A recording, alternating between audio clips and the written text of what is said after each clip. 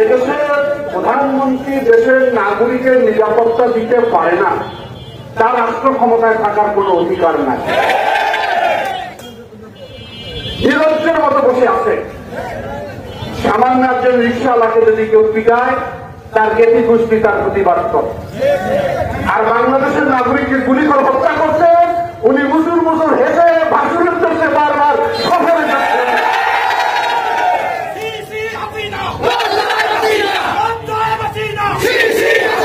এর কারণ হলো, যদি আপনি খালেদা জিয়া মুক্ত থাকতো, তাহলে এই ধরনের অবিচার নির্বিচার বাংলাদেশে ঘটত না। খালেদা জিয়ার উপর শেখ হাসিনার এত রাগ, এত হিংসা, এত বিদ্বেষ কেন? তার কিছু কারণ রয়েছে। কারণ খালেদা জিয়া বাংলাদেশের স্বাধীনতার মহান ঘোষকের সহধর্মিনী। খালেদা জিয়া বাংলাদেশের রাষ্ট্রপতির সহধর্মিনী। খালেদা জিয়া বাংলাদেশের সেনাবাহিনীর প্রধানের রাষ্ট্রধর্মী। খালেদা জিয়াই বাংলাদেশের নিজের যোগ্যতায় তিনবারের প্রধানমন্ত্রী। খালেদা জিয়াই বাংলাদেশের 2 বারের বিরোধী দলের নেত্রী।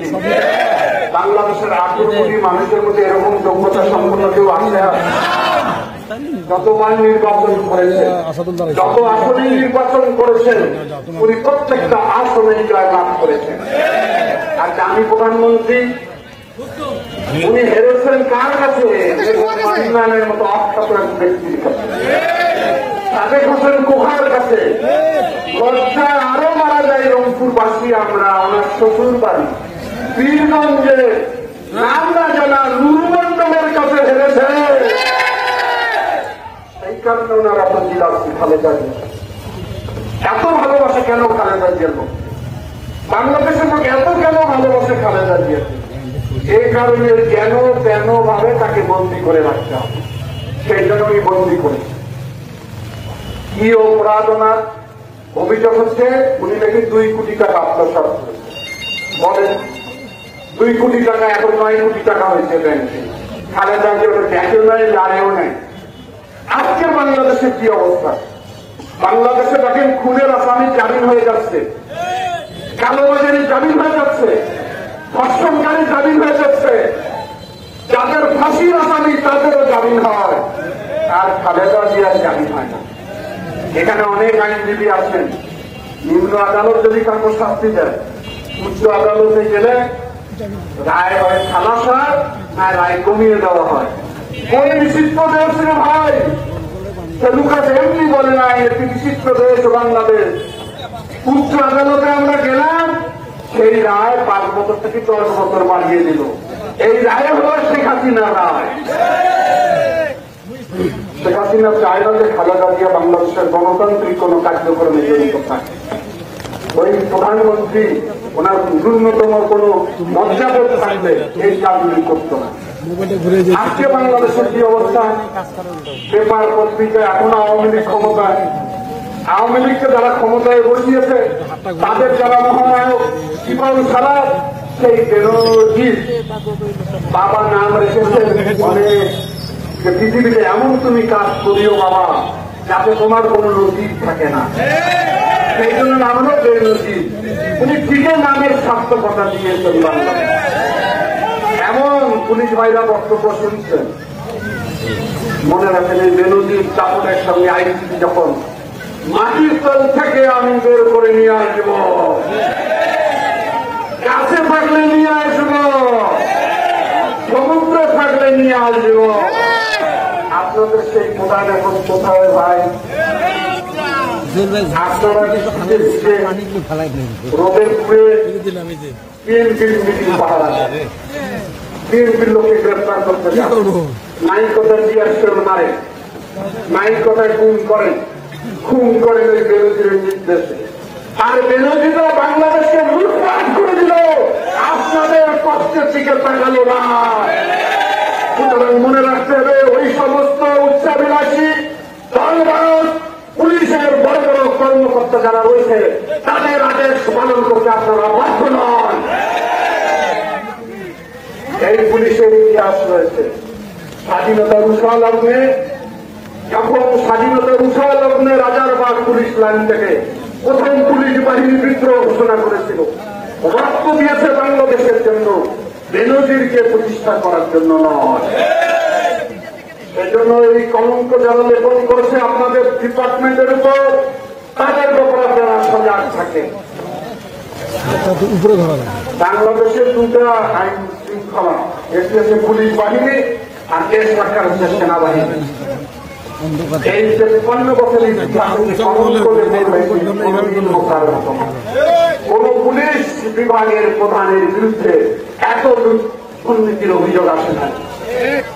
সেনাবাহিনীর প্রধান যিনি অতন্ত্র প্রহরী আসছে, সেই আজিজ সাহেব অস্ত্র দিয়েছে কি চুমু খাওয়ার জন্য, বিজিআর যখন ডিজি ছিলেন, সেই অস্ত্র দিয়ে তার ভাই থেকে শীর্ষ সন্ত্রাসী থেকে ফাঁসির আসামিকে বেকসুর খালাস করে ভুয়া পাসপোর্ট বিদেশে পাচার করে দিয়েছে শেখ হাসিনা। আপনি তখন খেয়াল করেন নাই? এই বেনজিরকে 7টা নাকি পাসপোর্ট দেওয়া হয়েছে মাত্র। আর আমরা যদি একটা কোনো মামলা, রাজনৈতিক মামলার আসামি হই, থানার মধ্যে ঘুরতে ঘুরতে 2টা তালাক হয়, আমাদের পাসপোর্ট হয় না। আমাদের মতো লোকজন বিদেশে যায়, ইমিগ্রেশনে 5 ঘন্টা 10 ঘন্টা দাঁড় করিয়ে রাখে। আমাকেও রেখেছে কয়েকবার। অপরাধ কি জানি না, ওই সেই ইমিগ্রেশন দিয়ে কিভাবে বেনজির পালিয়ে গেল স্বরাষ্ট্রমন্ত্রী বলে আমি কিছুই জানি না। তো তুমি বাবা চেয়ারে বসে আছো কি জন্য? তুমি মাটির বসো না কেন? তোমার কিছু চেয়ারে কোনো উপযুক্ততা নাই। বাংলাদেশের ডিজিটাল সিস্টেম যখন ইমিগ্রেশন ক্রস করবে, সঙ্গে সঙ্গে সারা বাংলাদেশে জানবে সারা বাংলাদেশ। আপনি জানেন না, মামলা মামলা মামলার হামলা করেন। পারদর্শী হয়েছে, ক্ষমতা যেদিন থাকবে না, বেনজিরের অবস্থা আপনাকেও বরণ করতে হবে। আবার দেখেন টাকা দিয়ে রাজস্ব আদায় করে, উনি হবেন করে ডক্টর মতিউর। আর মতি নাম বলতে তো আমাদের এখানের একজনের নাম মতিউর। বলেন, চিন্তা করেন, হায় হায় কি অবস্থা বানিয়েছে বাংলাদেশকে ফোকলা করে। সরকার থেকে টাকা পায় না, পুলিশ পাহারা দিয়ে বের করতে পারে না, আর ছাগলের বের করলো। এই বাংলাদেশের জন্য আমাদের লড়াই সংগ্রাম গীতা সহ 30 লক্ষ মানুষকে আদান প্রদান করেছে। কারণ এই বাংলাদেশে হবে তা আমরা আগে থেকে জানি।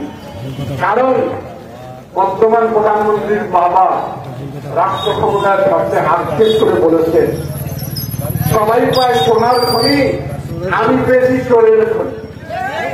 তো চোরের খনিতে কি সাধু সন্ন্যাসী আসবে নাকি? আর তার মেয়ে এখন চোরের খনি থেকে ফ্যাক্টরি বানিয়েছে, ফ্যাক্টরি। সেই ফ্যাক্টরি থেকে আজিজ হয়, বেনজির হয়, আসাদুজ্জামান হয়, মতিয়া হয়, পাতিয়া হয়, সম্রাট হয়, কত যে হয় ভাই, নাম বলে শেষ করতে পারবো না। কারণ এই ফ্যাক্টরির মালিক তো উনি। ভালো জিনিসের ফ্যাক্টরি হলে ভালো হতো। বাংলাদেশের শিক্ষা অবস্থা ধ্বংস করা হয়েছে। পরশুদিন একটা দেখলাম বেনজিরের ডক্টরেট পদটি বাতিল করছে। আরে ভাই, বাতিল করার আগে ওদেরকে গ্রেপ্তার করা উচিত ছিল যারা ডক্টরেট দিয়েছিল। কারা দিয়েছে? ঢাকা বিশ্ববিদ্যালয়। ঢাকা বিশ্ববিদ্যালয় কারা এখন? ওই ছাত্রলীগের গুন্ডা পান্ডারা হচ্ছে শিক্ষক। তারা একটা চিঠি লিখেছে, সেই চিঠিতে 32টা বানান ভুল বাংলায়। এই হল শিক্ষার মান বাংলাদেশে। কারণ এটি পার্শ্ববর্তী দেশের প্রেসক্রিপশনে শিক্ষা ব্যবস্থাকে ধ্বংস করে দেওয়া হয়েছে। আজকে স্বাস্থ্য ব্যবস্থা দেখে খুনায় করতে আমাদের লোক পার্শ্ববর্তী দেশে যেতে হয়। কারণ বাংলাদেশে কোন চিকিৎসা ব্যবস্থা নাই। কারণে লোক জীবন বাঁচার জন্য তো যাবেই। এত উন্নয়ন করলেন, এত ফ্লাইওভার করলেন, এত কমিশন খেলেন, এত পদ্মা ব্রিজ বানালেন, জীবন রক্ষার একটা বড় হাসপাতাল বানাতে পারেন নাই। সমস্ত টাকা লুট করেছে। মণিপুরের কি মিঠু, মণিমিঠু নাম, প্রত্যেকটা স্বাস্থ্যমন্ত্রী আওয়ামী লীগের আমলে যোগ সাজস করে হাজার হাজার কোটি টাকা করে সরকারের আঙ্গুলের হেলনে সে ইমিগ্রেশন পারে অস্ট্রেলিয়ায় বসবাস করছে। বাংলাদেশে কোন দুর্নীতিবাদকে খুঁজে পায় না, খুঁজে পায় বিএনপি আর খালেদা জিয়া। আর সংসদে বসে বলছে জিরো টলারেন্স। জিরো টলারেন্স সম্পর্কে মনে হয় ওনারা কোনো জানি না যে এটা কি টলারেন্স, প্রতিদিনই বলে যাচ্ছে। এই অবস্থার পরিবর্তন হবে সরকারের, আমি বলি প্রশাসনের এই দুর্নীতির কিছু কিছু লোকের দায়িত্ব সরকার নিতে চায় না, নিবে না। সুতরাং ভাই আপনারাও একটু হুঁশিয়ার হয়ে যান। এই যে নির্বাচন হয়ে গেল 7ই জানুয়ারি, লোক নাই, জন নাই, কুকুর ছাগল কেন্দ্রে রেজাল্ট দিতেছে 32%। আরে কুকুর শিয়ালকে কি 32% করা যায়? আপনারাই করেছেন। এখন আপনাদের দুর্নীতিতে তারা সহযোগিতা করবে না। উপজেলা একটা ইলেকশন হয়ে গেল, 3% লোক ভোট কেন্দ্রে। তারা আবার শপথ নেয়, তারা আবার সংসদে ভাষণ দেয়, তারা আবার বলে আমার এলাকার জনগণ আমাকে ভোট দিয়েছে, ধন্যবাদ। লজ্জা যদি থাক করে ভাই এই কথা বলতো না, আমাদের বলতে হয় না ধর্মের ভোট আপনি পাবে। এই একটা উপজেলা ইলেকশন হচ্ছে সদরে, আওয়ামী লীগের এক প্রার্থী কি ভাষণ দিতে শোনেন নাই, আপনার ঘৃণা করতে আমার ঘৃণা লাগে, আমাদেরকে বলতে হবে না। সুতরাং মনে রাখতে হবে দুর্নীতি বাংলাদেশের সকল রাষ্ট্র কাঠামোকে ধ্বংস করে দিয়েছে, আমাদের উপর নির্যাতন চালিয়েছে। 28 তারিখে ওরা এমন একটা অবস্থা তৈরি করলো বাংলাদেশে, আমাদের 6 জন মহাসচিব মির্জা ফখরুল আলমগীর সহ হাজার হাজার নেতা করে দিতে বন্দী করা হলো। আমাদের সকলের বিরুদ্ধে মামলা দেওয়া হলো, বাড়ি ছাড়া করা হলো, গ্রাম ছাড়া করা হলো, জেলা ছাড়া করা হলো। তারা ভোট করে দিল। তোমরা যদি এতই পারদর্শী হও, তোমাদের যদি এতই জনপ্রিয়তা থাকে, তোমাদের স্লোগানের যদি এত মাহাত্ম্য থাকে, একটা ভোট দিয়ে দেখো না, নিরপেক্ষ একটা ভোট দিয়ে দেখো না। আমার মনে হয় যে ধল্লার বালুচরের নাম পাশে শুয়ে থাকবে একটা আওয়ামী লীগের নেতা কর্মী, বাড়ি তো ওই রকম ভোট যে ওখানে খেলোয়াড় নাই, তুমি আর আমি আর মানুষ, স্বামী আর স্ত্রী, বাপের বেটায় সাদাগুলো ভাই। মুক্তির লক্ষ্যে লালমনিরহাট জেলা বিএনপি কর্তৃক আয়োজিত আজকের এই সমাবেশের সভাপতি উপস্থিত বিএনপি অঙ্গ সহযোগী সংগঠনের প্রিয় নেতৃবৃন্দ, উপস্থিত ভাই ও বোনেরা, আসসালামু আলাইকুম। হিন্দু ভাই দাদা, এখানে লাগবে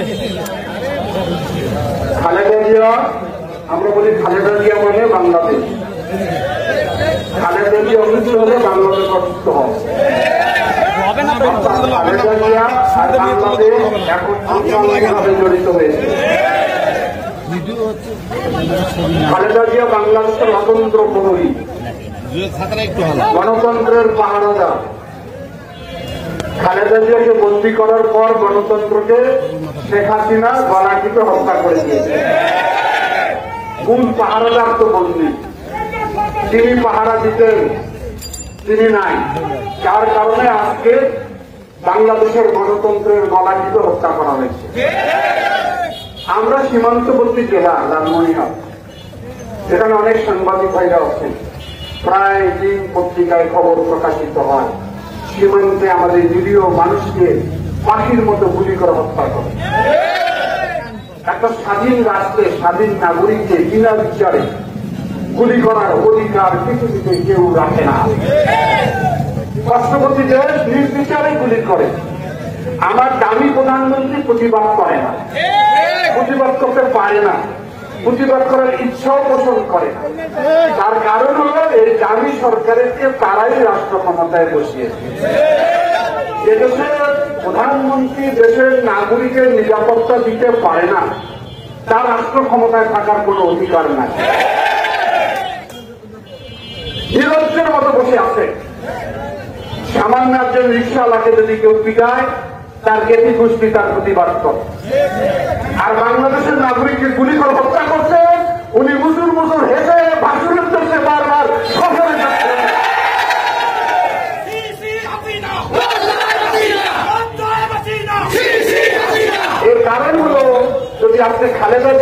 থাকতো তাহলে এই ধরনের অবিচার নির্বিচার বাংলাদেশে ঘটতো না। খালেদা জিয়ার উপর শেখ হাসিনার এত রাগ, এত হিংসা, এত বিদ্বেষ কেন? তার কিছু কারণ রয়েছে। কারণ খালেদা জিয়া বাংলাদেশের স্বাধীনতার মহান ঘোষকের সহধর্মিনী। খালেদা জিয়া বাংলাদেশের রাষ্ট্রপতির সহধর্মিনী। খালেদা জিয়া বাংলাদেশের সেনাবাহিনীর প্রধানের রাষ্ট্রধর্মী। খালেদা জিয়াই বাংলাদেশের নিজের যোগ্যতায় তিনবারের প্রধানমন্ত্রী। খালেদা জিয়াই বাংলাদেশের 2বারের বিরোধী দলের নেত্রী। বাংলাদেশের 18 কোটি মানুষের মধ্যে এরকম যোগ্যতা সম্পন্ন কেউ আছে? যত